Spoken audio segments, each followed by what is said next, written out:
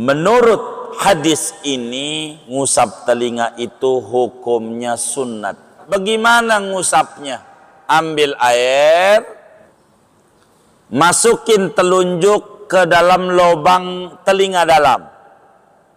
Jempol ditaruh di luar. Diputar telunjuknya pada lipatan telinga sampai ujungnya keluar. Udah keluar di depan, baru jempolnya didorong di luar daun telinga. Ini namanya belakangnya, luar. Habis begini, udah 3 kali, terakhir keempat. Digituin. Karena pinggirnya belum kena. Pinggirnya ini. Belum. Biar semuanya kena. Kalau mau doa, apa doa yang dibaca saat usap telinga? Allahumma ja'alni minal ladzina yastami'unal qawla fayattabi'una ahsana. Assalamualaikum warahmatullahi wabarakatuh. Bismillahirrahmanirrahim. Alhamdulillahi rabbil alamin. Wassalatu wassalamu ala sayyidina Muhammadin wa ala alihi wa sahbihi ajma'in. Subhanaka la ilma lana illa ma'allamtana innaka antal alimul hakim. Allahumma inna nastahdika li arsyadi amrina wa zidna ilman yanfa'una. Qala al-imamul muallif rahimahullah wa nafa'ana bihi wa bi barakati ulumi wa ghafara lahu wa li masyaikhihi wa li masyaikhina amin. An Abdullah ibn Amr radhiyallahu anhuma fi sifatil wudu'i qala, diriwayatkan daripada sahabat Nabi Abdullah bin Umar radhiyallahu anhuma, moga-moga Allah meridhai kepada Abdullah bin Amr, moga-moga meridhai oleh Allah kepada Amr bin As dan kepada Abdullah. Fi sifatil wudu'i, tentang tata cara wudunya Nabi Muhammad sallallahu alaihi wasallam. Qala, berkata Sayyidina Abdullah bin Amr bin As, thumma masaha bi ra'sihi, kemudian sesudah tangan Nabi mengusap kepalanya. Wa adkhala isba'aihi as-sabbahataini fi udunaihi, dan Nabi memasukkan 2 jarinya yang telunjuk dua-duanya pada 2 telinga Nabi. Wa masaha bi ibhamihi zahira udunaihi, dan mengusap Nabi dengan jempolnya Nabi akan bagian luar 2 telinganya Nabi. Akhrajahu Abu Dawud wan Nasa'i, hadis riwayat Imam Abu Dawud dan An-Nasa'i. Wa sahhahahu Ibnu Khuzaimah, dan menghukumi sahih hadis ini oleh Imam Ibnu Khuzaimah. Wallahu a'lam bishawab. Segini, saudara sekalian yang mulia, pertemuan ini kita masih melanjutkan tentang tata cara wuduknya Nabi besar Muhammad sallallahu alaihi wa alihi wa sahbihi wasallam. Hadisnya daripada Sayyidina Abdullah bin Amr bin As.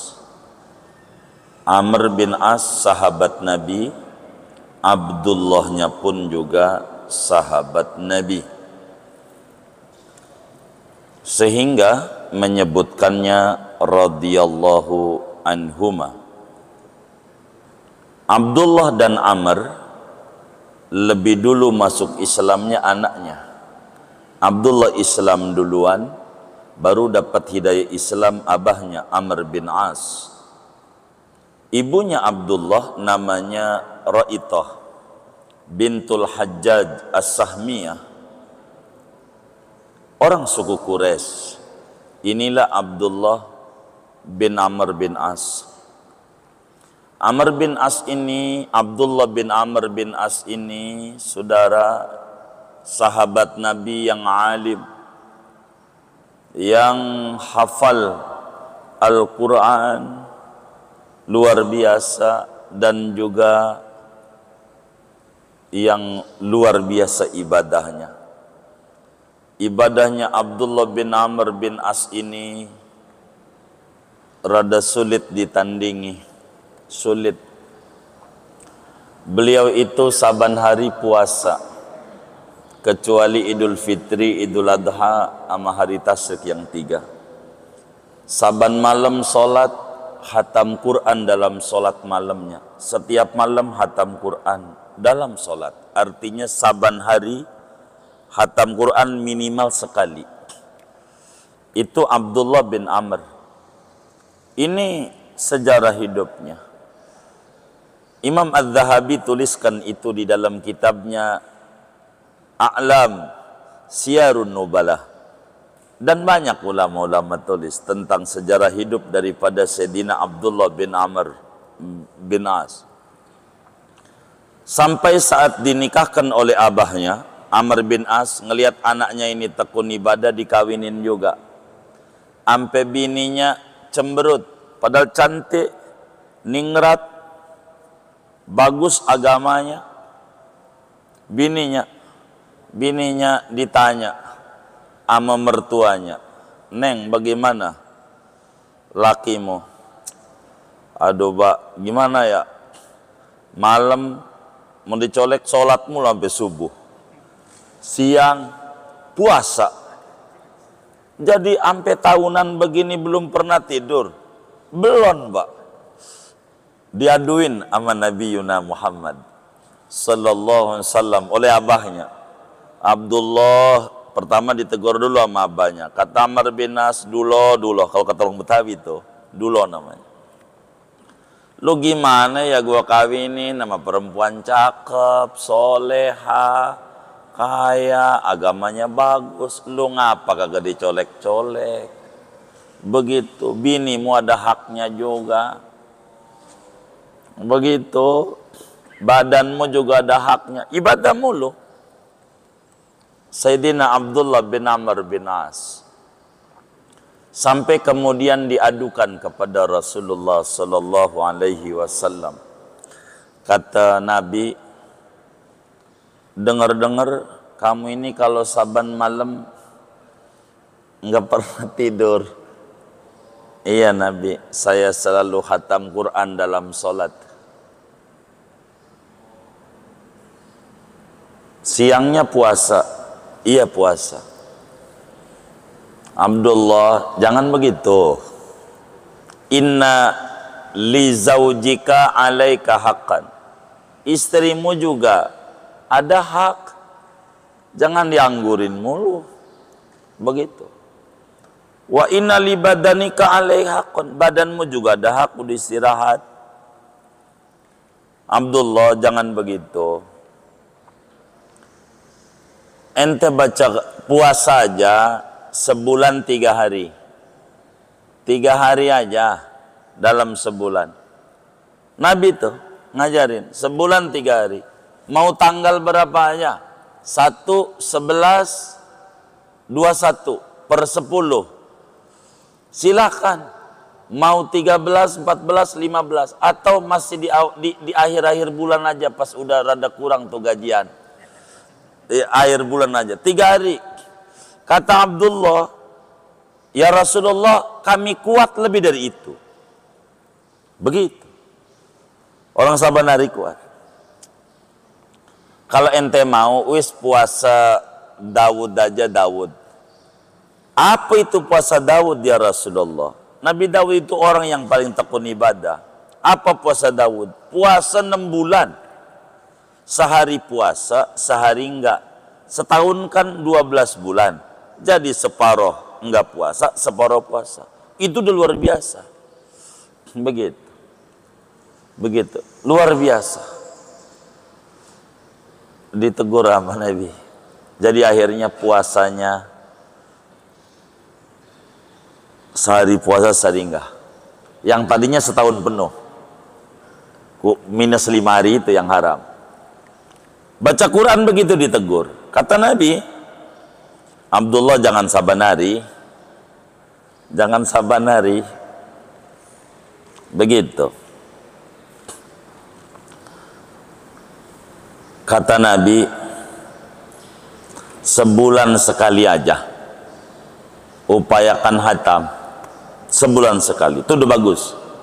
Kata Nabi kepada Sayyidina Abdullah bin Amr bin As.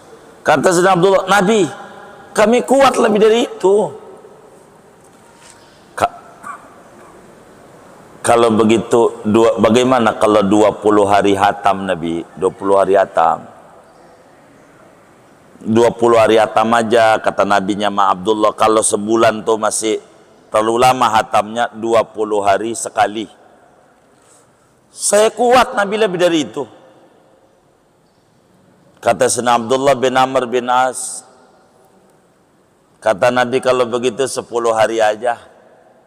10 hari hatam, jadi per hari 3 juz. Saya kuat lebih dari itu Nabi. Kata Nabi, kalau begitu kamu seminggu hatam aja. Mulainya Kamis malam Jumat. Kamu baca dari mulai Al-Fatihah terus Al-Baqarah tuh sampai ujung Al-Maidah. Malam Sabtu mulailah daripada awal Al-An'am sampai ujung At-Taubah. Malam Minggu dari Yunus sampai ujung daripada Maryam. Malam Senin dari Toha sampai ujung daripada apa itu ya? Qasas, Ankabut, Qasas. Malam Rabu Ankabut sampai Az-Zumar. Az-Zumar sampailah Al-Waqi'ah malam Kamis. Kamis Waqi'ah sampai An-Nas. Seminggu. Udah seminggu aja. Tuh Nabi. Sahabat itu getol ibadah. Udah begitu surga masih jauh kata dia. Kalau kita baru ngaji 2 hari aja udah paling surganya banget dah. Kita nih gitu, songong banget dah, songong. Itu enggak sahabat. Abdullah bin Amr dikerjain. Lalu Nabi tegur lagi, Abdullah jangan begitu, ente kan nanti bakal tua. Jangan begitu dah. Ujungnya Sayyidina Abdullah bin Amr bin As pada akhir hayatnya menjelang tua apa yang Nabi saranin. Jadi sehingga puasanya 3 hari dalam sebulan pas sudah senja dan Quran seminggu hatam. Ini Sayyidina Abdullah bin Amr bin As. Meriwayatkan hadis banyak, 700 hadis tersebar dalam berbagai kitab hadis yang disampaikan oleh Sayyidina Abdullah bin Amr bin As. Beliau wafat di Mesir makamnya, di masjid terbesar di benua Afrika, namanya Masjid Amr bin As. Abahnya gubernur Mesir, abahnya. Beliau kemudian ke Mesir dan wafat di perpustakaan Masjid Amr bin As di Mesir, makamnya di situ.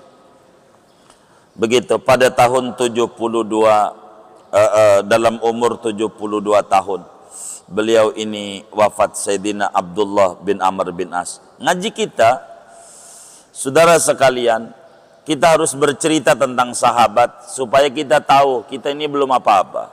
Begitu. Dan supaya muncul mahabbatus sholihin, mencintai orang soleh. Itu penting. Inda dzikri sholihin tanzilur rahmah. Kata Imam Sufyan bin Uyainah, manakala orang soleh itu disebut namanya, rahmat Allah turun.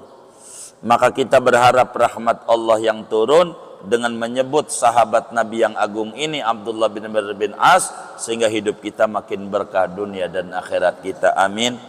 Allahumma amin. Dari 700 hadis, salah satunya hadis bercerita tentang tata cara wudunya Nabi Muhammad sallallahu alaihi wasallam. Dan Imam Ibnu Hajar ini Al-Asqalani mengambil dengan secara singkat hadis yang diriwayatkan oleh Abu Dawud dalam sunannya, An-Nasai dalam sunannya, dan Ibnu Khuzaimah di dalam kitab Sahih Ibnu Khuzaimahnya. Hadis ini bercerita dari yang panjang dipotong pada materi pokok. Nabi mengusap kepala, kayak kemarin ngusap kepalanya pertemuan yang lalu. Lalu kemudian telunjuknya dimasukin di kuping, jempolnya ditaruh di belakang daun telinga. Nabi usapin pakai telunjuknya dan Nabi dorong pakai jempolnya agar supaya singkat. Saudara sekalian yang mulia, Hadis ini yang kita bedah pertemuan ini sebetulnya masih sama kajiannya seperti hadis-hadis yang telah lalu, yaitu tentang tata cara wuduknya Nabi besar Muhammad sallallahu alaihi wasallam. Karena memang seorang muslim yang baik semestinya harus memperhatikan dalam wuduknya bagaimana wudu yang diajarkan langsung oleh Nabi Muhammad sallallahu alaihi wa alihi wasallam. Sebablah la yu'minu ahadukum hatta yakuna hawahu taba'an lima ji'tu bih. Kata Nabi dalam hadis riwayat Al-Maqdisi di dalam kitabnya Al-Hujjah, tidak beriman seorang kamu sebelum pikirannya, otaknya, hatinya, hawa nafsunya mengikuti ajaran yang aku bawa. Karena itu, bagaimana tata cara wuduknya Nabi Muhammad sallallahu alaihi wasallam? Ulama ini sebutin berbagai hadis supaya kita betul-betul nyontoh Nabi. Kenapa? Karena ketika ulama di dalam kitab-kitab fikih dituliskan ini hukumnya wajib, ini sunat, itu untuk memudahkan kita memahami. Bukan untuk ini sunat, tinggalin aja. Ini wajib, kerjain. Yang ini mau sunat, lu boleh tinggalin. Bukan. Tapi untuk bagaimana kita dalam keseharian kita mencontoh Nabi besar Muhammad sallallahu alaihi wasallam. Yang kedua, ulama tuliskan itu agar supaya orang tahu mana yang kalau enggak dikerjakan wudunya batal, mana yang kalau enggak dikerjakan wudunya enggak batal. Karena itu ulama menyebutkan tentang fardu wudu, sunnah wudu. Itulah dalam ulama-ulama fikih. Pertemuan ini masih berbicara hadis tentang cara wudu, cuman dibanding hadis yang sudah kelewat, tidak diterangkan tentang tata cara ngusap telinga. Enggak diterangin tata cara ngusap telinga. Karena itu Imam Ibnu Hajar Al-Asqalani dalam hadis riwayat Abdullah bin Amr ini memberikan tambahan keterangan tentang ajaran mengusap telinga. Dan ini kajian kita, materi hari ini, bagaimana tata cara ngusap telinganya Nabi Muhammad sallallahu alaihi wasallam, sehingga kita bisa mengukur, sudahkah kita mengusap telinga ketika wudu sama dengan apa yang dicontohkan oleh Nabi Muhammad sallallahu alaihi wa alihi wasallam. Sehingga saudara sekalian yang mulia, dari hadis yang kita bedah pada pertemuan ini bisa diambil paham, bisa diambil kesimpulan betapa banyak yang terkandung dalam hadis yang kita bedah pada pertemuan ini. Yang pertama, hadis ini mengajarkan cara wuduknya Nabi Muhammad sallallahu alaihi wasallam dengan tambahan habis pala usap telinga luar dan dalamnya. Luar dan dalamnya. Yang kedua, hadis ini berbicara tentang hukum yang bisa kita ambil. Mengusap telinga itu menurut hadis ini, dan mayoritas ulama mengambil dari hadis yang ini, ngusap telinga itu hukumnya sunat. Hukumnya sunat. Tandanya kata Sayyidina Abdullah bin Amr bin As, summa masaha bi ra'sihi wa adkhala isba'aihi sabbahataini fi udunaihi wa masaha bi ibhamihi dhahira udunaihi. Itu satu. Dua tuh. Sunat mengusap telinga. Mengusap telinga itu hukumnya sunat. Mengusap telinga. Ketiga, mengusap telinga ini sunatnya pakai air baru. Jangan air bekas ngusap kepala, dari kepala ini habis begini umpamanya, langsung telinga. Enggak. Tapi ngambil air lagi untuk telinga. Di luar air habis ngusap kepala. Dari mana hadis bahwa mengusap telinga itu pakai air baru, bukan air bekas ngusap kepala? Dalam hadis yang diriwayatkan oleh Imamul Baihaqi berbicara tentang tata cara wudunya Nabi Sallallahu Alaihi Wasallam dari Sayyidina Abdullah bin Zaid radhiyallahu taala an, fa akhadha Rasulullah Sallallahu Alaihi Wasallam li udunaihi ma'an khilafal ma'alladzi akhadha bi ra'sihi. Nabi ngambil air buat telinga di luar air yang Nabi ngambil untuk kepala. Artinya ngusap kepala lain, airnya ngusap telinga lain. Meski dohirnya ngusap kepalanya langsung ke telinga, tapi tidak begitu di antara maksud hadisnya. Begitu. Keempat, saudara, ngusap telinganya ini luar juga, dalam juga. Enggak luar doang, enggak dalam doang, tapi luar dalam. Maksud wa adkhala isba'aihi as-sabbahataini fi udunaihi wa masaha bi ibhamihi dhahira udunaihi, maknanya ngusap telinganya luarnya juga, dalamnya juga. Seperti dalam hadis riwayat yang lain dari Imam Tirmidzi, kata beliau, kana Rasulullah sallallahu alaihi wasallam masaha bi ra'sihi wa udunaihi dhahirihima wa batinihima. Luar juga, dalam juga. Luar juga, dalam juga. Udah berapa tuh? 4, 5. Cara ngusap telinganya luar dan dalam ini bagaimana? Telunjuk buat dalam, jempol buat luar.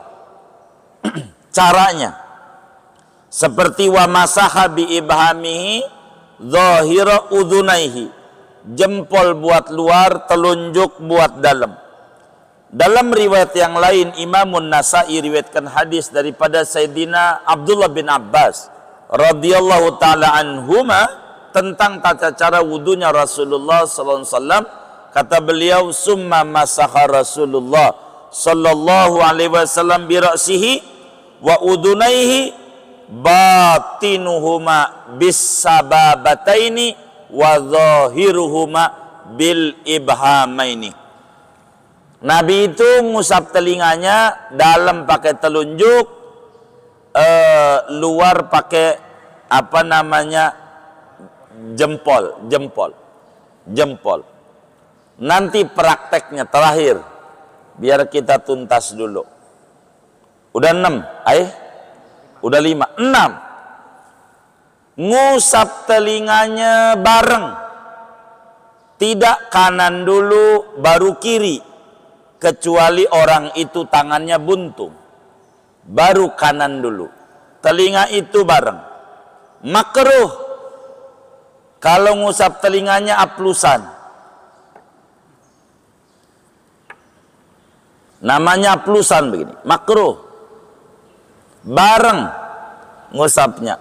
Mana yang aplusan tuh ngaji juga lagi siang ini orangnya.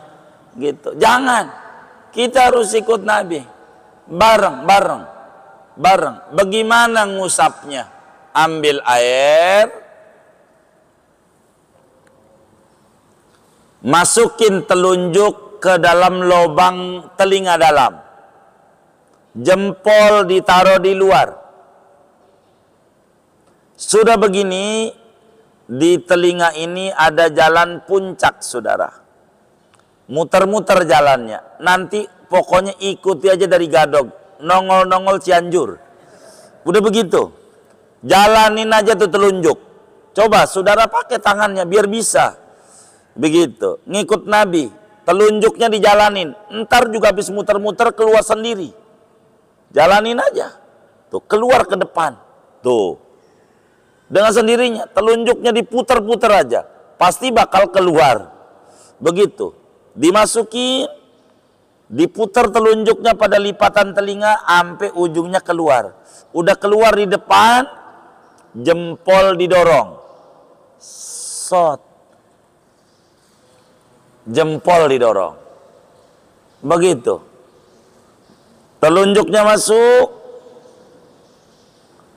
Lalu jempol didorong. Kalau begini-begini doang. Anak TK ini, anak TK. Begitu. Begini juga kurang sempurna. Telunjuknya masuk. Wa adkhala isba'aihi. Nabi masukkan telunjuknya pada dua telinganya. Enggak plusan, enggak. Bareng. Masukin. Diputer. Sampai kemudian udah rapi. Baru jempolnya didorong di luar daun telinga. Ini namanya belakangnya. Luar. Habis begini. Udah 3 kali. Begini 3 kali. Udah 3. Terakhir keempat. Digituin. Karena pinggirnya belum kena. Pinggirnya ini. Belum. Biar semuanya kena. Tuh begitu. Kalau pengen sempurna. Maka ganjaran wudhu kita nggak sama. Tergantung. Bagaimana kita meroikan apa yang dipercontohkan oleh Nabi Yuna Muhammad sallallahu alaihi wa alihi wa sahbihi wasallam. Telinga. Kalau mau doa, apa doa yang dibaca saat usap telinga? Allahumma ja'alni minal ladzina yastami'una al-qawla fayattabi'una ahsana. Duh, bahasa Arab gua kagak ngerti, puyeng ngapalinnya. Udah bahasa ini saja. Ya Allah, kuping ini buat denger yang baik-baik, yang enak-enak. Yang kagak baik, dosa-dosa jangan. Gitu. Udah begitu aja deh yang kita bisa. Bahasa Arab puyeng ngapalinnya. Kuping nih buat denger yang baik-baik. Sebab kalau denger yang buruk-buruk suka nempel di hati. Kalau udah nempel, yang baik enggak nempel. Akhirnya sama orang yang ngata-ngatain inget mulu di hati. Ngaji mau baru keluar dari masjid lupa. Gara-gara hatinya penuh sama yang buruk-buruk. Jangan. Tuhan, kuping ini buat denger yang baik-baik aja. Begitu, yang baik-baik. Begitu. Allahumma jalni minal ladzina yastami'una al-qawla fayattabi'una ahsana. Namun bila saudara wudunya pakai gayung, tidak pakai keran macamnya, maka jangan bareng. Jangan bareng. Tangan kanan, kuping kanan dulu kalau pakai gayung. Kalau bareng airnya tumpah, nih gayung. Lah kan tumpah. Kanan dulu, kanan. Ini namanya udzur, darurat. Kalau pakai gayung, kanan dulu, baru kiri, karena gayung. Tapi kalau nggak pakai gayung, kayak keran, kayak di kobak, dikali, bareng. Ini ajaran tuh begitu. Begitu. Bagaimana nggak bisa bareng karena ada gayung? Agama bilang al-maisur la yasqutu bil ma'sur. Yang bisa kagak hilang ajarannya dengan yang kagak bisa. Udah kagak bisa. Bisanya apa? Kuping atuh. Kuping atuh. Udah dulu. Tapi kalau kuping atuh, kanan dulu. Baru kiri. Tapi kalau bisa bareng. Sebab nabinya ngusap telinganya tidak kanan dulu. Baru kiri. Sebagaimana ngusap wajah, nabinya tidak dari pipi kanan dulu. Ini pakai bedak nih kalau begini nih. Waktu ngusap wajah. Enggak, dari atas ke bawah. Ini telinga. Jadi hadis ini saudara mengajarkan bagaimana wudhu. Sehingga dari kita ngaji beberapa pertemuan tentang tata cara wudhu Nabi ini bisa sedikit banyak kita ambil konklusi betapa ulama itu sangat mendidik kita untuk meroikan bagaimana cara wudhunya Nabi. Mereka pada berebut untuk mencontoh sampel manusia mulia ini. Mereka. Karena itu ulama andai menyebut dalam kitabnya ini fardu wudu, ini sunnah wudu untuk memudahkan kita. Dalam rangka mana yang wudunya nggak sah kalau nggak dikerjakan, mana wudunya sah bila ditinggalkan, begitu. Sehingga pada tataran kesimpulannya saudara, fardu wudu ada 6. Niat bareng dengan basuh wajah. Kedua, basuh wajah. Ketiga, basuh 2 tangan sampai siku. Keempat, usap sebagian kepala. 5, basuh 2 kaki sampai mata kaki. Yang ke-6, tartib. Ini yang wajib. Adapun yang sunnah pada wudu, bila diurai cukup panjang, ulama tulis sampai 70 sunnah lebih. Terbagi pada 3 macam. Pertama, sunnah sebelum wudu.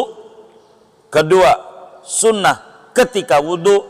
Dan ketiga, sunnah setelah selesai wudu. Ngaji kita lagi berbicara hukum mengusap telinga saat wudu dan cara mengusap telinga saat wudu. Bagaimana menggunakan air yang mana, bekas kepala kah atau air baru, aplusan kah apa bareng. Ini ajarannya pada pertemuan ini. Betapa luar biasanya para sahabat Nabi di dalam menukilkan. Mereka perhatikan betul keseharian Nabi Muhammad. Hari-harinya selalu memandang Nabi Muhammad. Sebab inilah laqad kana lakum fi rasulillahi uswatun hasanah.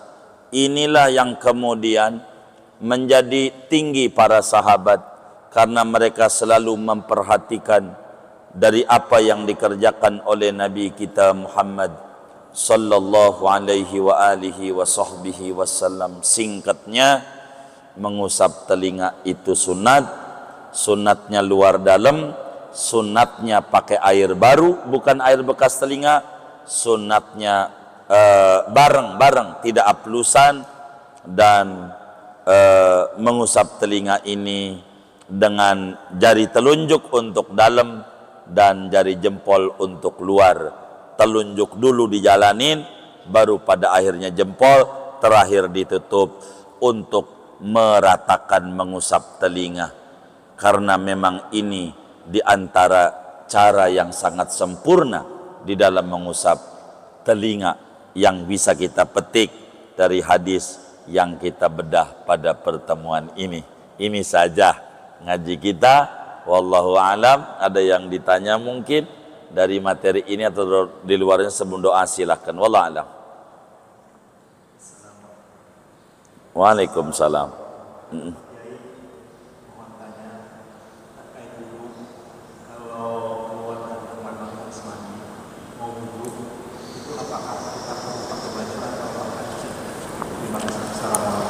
Waalaikumsalam warahmatullahi wabarakatuh. Wudu tidak dipersyaratkan pakai baju untuk keabsahan wudu. Karena wudu ini adalah anggotanya jelas, sehingga tidak dipersyaratkan kita pakai pakaian. Andai saudara telanjang bulat wudu, boleh aja, sah wudunya, telanjang bulat, begitu. Tapi tangannya megang, itu namanya ya batal. Kalau megang ononya mah itu mau urusannya bukan ini wudu. Wudu cuman secara adab. Adab itu memakai aurat meski dalam keadaan sendiri. Sunat menutup aurat. Tapi kalau ditanya bolehkah wudu dalam keadaan telanjang, jawabannya boleh saja. Meski di luar rumah, ya meski di luar rumah. Kalau wudunya mah sah saja, cuman dosa dia kalau keluar rumah. Lagi juga sama temannya dikata, sejak kapan itu ya? Begitu. Kalau di luar rumah, begitu. Begitu. Enggak apa-apa seperti saudara di kolam renang, wudu, telanjang, enggak apa-apa ya. Di kali, enggak apa-apa. Gitu. Kayak kali apa itu? Iya gitu. Kali Jabotabek, jalma kebo tai bebek kumpul dah tuh. Semuanya. Itu jadi aja. Yang kayak begitu. Ala kulli hal telanjang tidak mengapa, hanya dari bab sisi bab adab saja. Untuk wudu, sah wudu dalam keadaan telanjang bulat bila terpenuhi rukun dan syarat-syaratnya. Wallahu a'lam.